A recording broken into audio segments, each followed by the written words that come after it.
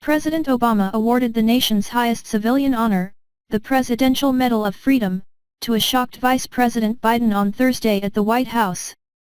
Biden and the president had gathered with others for what the White House had described as a final tribute to the vice president. The event began with a playful and heartfelt tribute from Obama to one of his closest friends and confidants in Washington.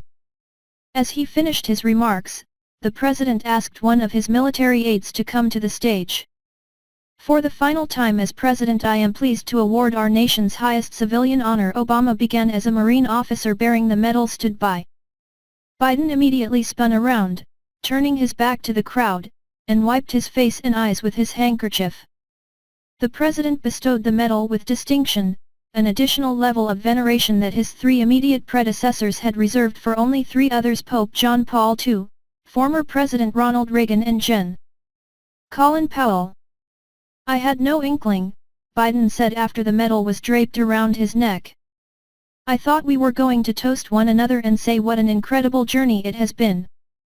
In his remarks, Biden praised Obama for serving the nation with dignity and insisted that he was not worthy of the honor.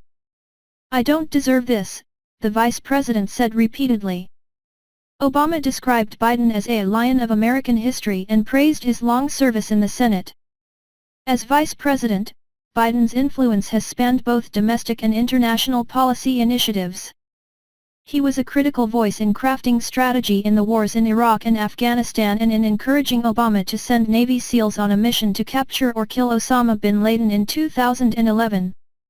Biden also helped oversee the president's first-term economic stimulus package and pressed unsuccessfully for gun control legislation after the killing of 20 children at Sandy Hook Elementary School in Newtown, Con. Obama embraced a common Biden tactic in his remarks by including a quote from an Irish poet and words of wisdom from the vice president's parents. The president also spoke of their friendship forged through tough times and tragedy. In 2015, Beau Biden, the vice president's son, died of brain cancer, and Obama delivered the eulogy at his funeral. Biden's first wife and daughter were killed in a 1972 car crash shortly after he was first elected to the Senate.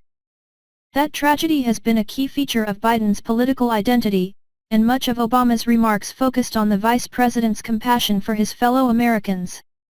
"When Joe talks about hope and opportunity for our children, we hear the father who rode the rails home there every night so he could be there to tuck his kids into bed," Obama said.